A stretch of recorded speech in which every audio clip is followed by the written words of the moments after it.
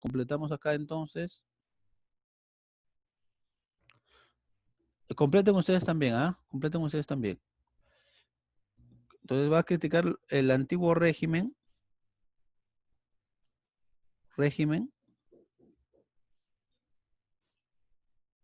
O también conocido como también se le conoció el antiguo régimen como absolutismo.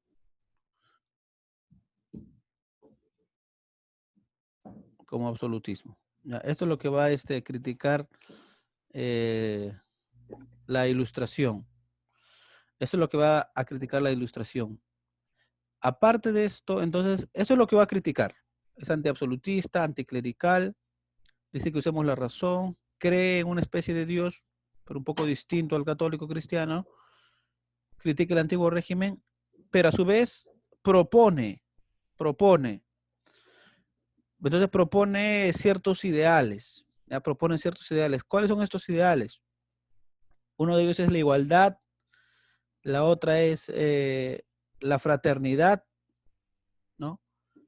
La igualdad, fraternidad, libertad, y también que cada persona, como te dije hace un momento, tiene el derecho de buscar su propia felicidad, es el derecho a la búsqueda de la felicidad. Entonces, estos son los ideales más importantes de la ilustración. Completamos por acá. El primero de ellos, ¿cuál va a ser? Igualdad. Igualdad. Igualdad. El siguiente, libertad. Libertad. El otro que tenemos es el de fraternidad. El de fraternidad. Y también el derecho a la búsqueda de la felicidad. ¿Ya? Derecho de la búsqueda. Derecho de la búsqueda de la felicidad. De la felicidad. Ahí está. ¿Ya? ¿Qué cosa, profe? El derecho a la búsqueda de la felicidad. ¿Qué más? Ahora, el argumento con respecto a la igualdad es básicamente la idea de que cuando las personas nacen, escuchamos, cuando las personas nacen, pues todas, digamos, nacen como si no poseyeran ningún conocimiento, es lo que se decía, ¿no? Nadie posee ningún conocimiento al momento de nacer. Todos tienen su mente, su cabecita, su cerebro tal vez, como una pizarra en blanco, ellos le decían una tabula rasa, ¿sí? Como algo totalmente limpio, que no tiene ninguna idea. Y todos nacen así. Y todos nacen así. Y al momento de nacer también, nadie nace siendo esclavo de nadie. Entonces, para empezar, somos iguales, según este argumento, ¿no? También somos libres, ¿sí o no? Ahora, esa libertad y esa igualdad, para no ir peleándonos entre nosotros, para no ir peleándonos entre nosotros, tendríamos que consolidarla en la sociedad llevándonos bien, ¿no? A ese llevarnos bien, ¿cómo se le conoce? Se le conoce como fraternidad, es decir, vivir en fraternidad en la medida de que tratemos de evitar todos los conflictos entre las personas. Cuando haya diferencias, la idea es solucionarlo, pero digamos, de una manera pacífica. Eso sería la fraternidad. Y finalmente, como cada persona al nacer es, digamos, igual a las otras, tiene su libertad, busca la fraternidad, también tienes derecho a la búsqueda de la felicidad. Eso del derecho a la búsqueda de la felicidad es muy interesante, ya que si se dan cuenta, no dice, ojo, no dice que cada persona o que las personas tengan derecho a la felicidad. Eso no dice. ¿Por qué no puede decir derecho a la felicidad? Porque en realidad quizá nadie sabe qué es realmente la felicidad. Entonces, las personas, esa felicidad tienen que buscarla. Lo que tienen que tener derecho las personas no es derecho a la felicidad, sino derecho a la búsqueda de su propia felicidad. ¿Ok? Entonces, hasta ahí todo claro. Ahora, pensemos, ¿no? Si existe igualdad entre las personas al momento de nacer, yo les pregunto a ustedes, ¿los reyes realmente tienen algo especial como seres humanos? No. La respuesta para los ilustrados es que no. Los reyes también son personas comunes y corrientes, al igual que los sacerdotes y los grandes cargos importantes de la iglesia, también son personas comunes y corrientes, no tienen nada de especial. Y al no ser, estos puntos clave, al no tener nada de especial, no tienen por qué poseer privilegios. ¿Te das cuenta? Si todos somos iguales al nacer, ¿por qué ellos han de tener privilegios? Privilegios tales como el no pagar impuesto. ¿Por qué? Si realmente todos somos iguales, pues o es una de dos, o pagamos todos o nadie paga. Es así de simple. O pagamos todos o nadie paga esos privilegios. ¿Por qué la gente? Pagamos todos. Entonces la solución va a ser esa un poco, ¿no? Pagamos todos. Pagamos todos. ¿Te das cuenta? De tal manera que, otra cosa, ¿no? Por ejemplo, otro privilegio que tenían los reyes era lo siguiente, ¿no? Entonces el rey se moría y el cargo era heredado por su hijo o en todo caso por un familiar directo. ¿Por qué? ¿Por qué? ¿Por qué esa familia va a tener ese privilegio de heredar todo un reino, todo un país, todo un estado a su hijo? Ojo, clave esto. ¿Por qué solamente ellos pueden gobernar? ¿Por qué otro miembro del pueblo común y corriente, digamos del tercer estado, de las clases bajas, de los campesinos o de los burgueses, que son los comerciantes, no podrían gobernar también? ¿Por qué no? ¿Por qué no? Si todos somos iguales, entonces ahí queda abierta esa puerta. Exacto. Entonces ahí va a quedar abierta esa puerta, escúcheme. Entonces ahí va a quedar, ahorita le voy a dar, chicos, le voy a dar un momento para que puedan aportar o comentar algo, ¿ya? Ahí va a quedar abierta esa puerta. Si todos somos iguales, estamos diciendo entonces que también cualquiera puede gobernar, porque ese privilegio no le puede pertenecer a un grupo en particular, puesto, repito, que todos somos iguales. ¿Ok? Hasta ahí. Acá. ¿Dónde se desarrolló? Acabo de decirlo. ¿Dónde se desarrolló? Participación. ¿En qué país se desarrolló con fuerza? Inglaterra. Inglaterra. No, no, no. Se desarrolló en Francia. Se originó Ah, en Inglaterra, pero se desarrolló con mucha fuerza en Francia. ¿Ok? Seguimos. Ahora, en Francia vamos a tener algunos representantes importantes. Son varios. Pero los tres clásicos son los siguientes. ¿Ya? Empezamos con, por ejemplo, con Voltaire, escrito como Voltaire. ¿Ya? Cuidado con eso. Pero se pronuncia Voltaire. ¿Ya? Luego tenemos a Rousseau. Completamos. Completan ustedes también. Y finalmente a Montesquieu. Finalmente a Montesquieu. Completamos. hable, Montesquieu. Así. profesor. Ahí está. Ahí tenemos entonces a los tres representantes, a Voltaire, a Rousseau, a Montesquieu. A Montesquieu, así se le menciona. Ahora, ¿qué pasa acá? Cada uno de estos personajes tiene sus planteamientos, ¿no? Cada uno de esos personajes tiene sus planteamientos.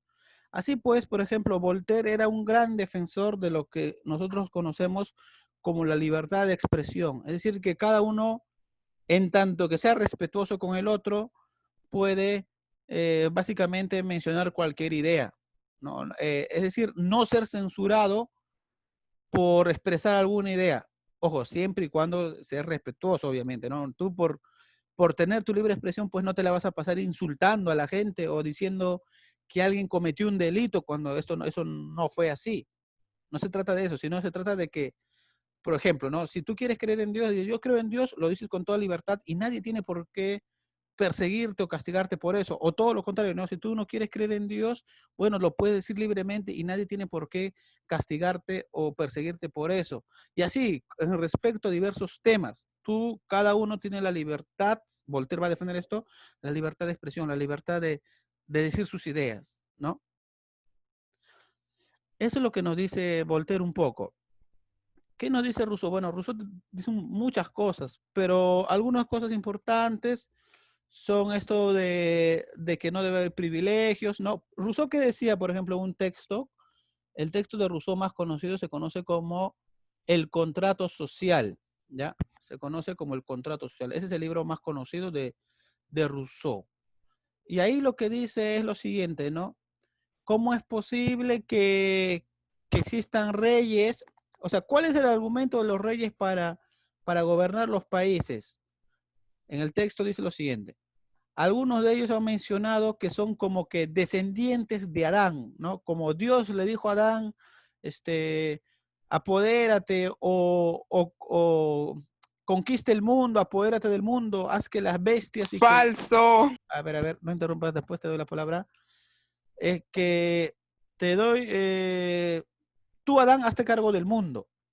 Entonces algunos reyes han dicho que descienden de Adán. Por lo tanto, ese mandato que Dios le dio a Adán, pues le corresponde a los reyes. Eso es lo que han dicho algunos reyes según Rousseau.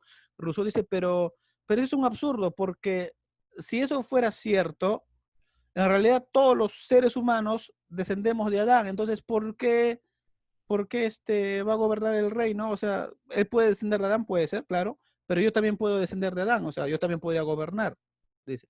Entonces, no hay alguien privilegiado para gobernar por sí mismo.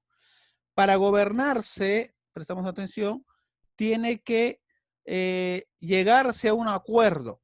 Ya tenemos que gobernar, para crear un Estado tenemos que llegar a un acuerdo en el cual tienen que participar todos, ¿no?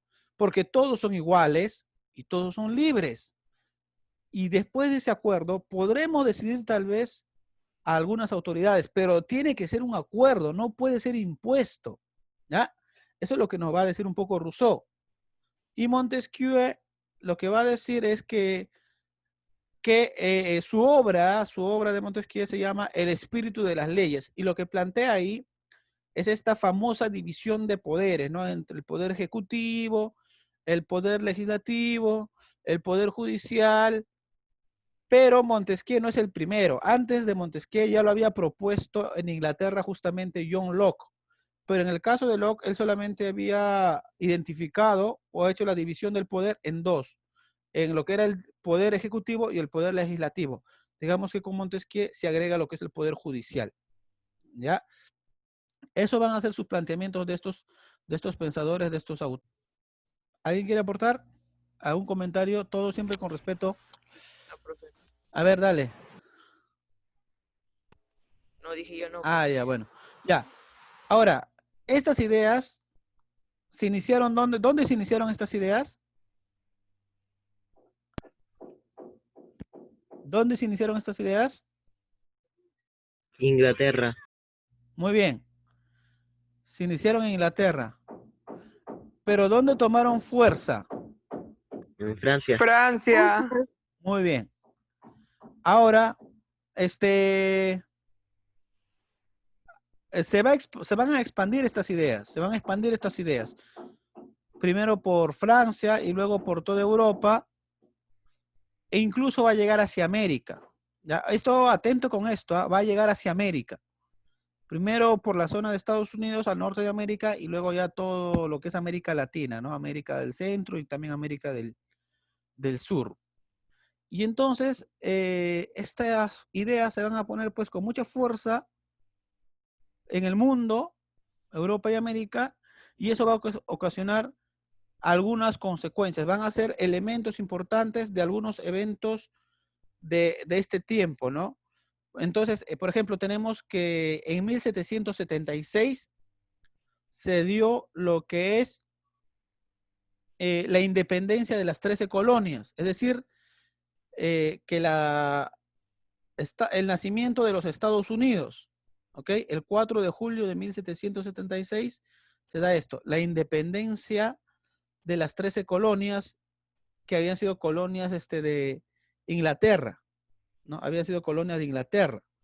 Eso es lo que vamos a apuntar entonces ahora. Apuntamos. Apuntamos. Independencia. ¿Qué ha pasado hace poco, no? Hace 4 días. Las 13, acabo de poner así, 13, ahí nada más, ¿ya? 13 colonias. Hay que, lo tienen que entender. Independencia de las 13 colonias, entonces. Y en 1789, esto va a ocasionar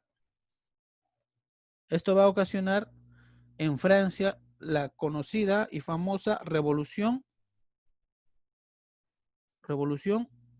Francesa, ¿ya? Va a ocasionar entonces la conocida como Revolución Francesa.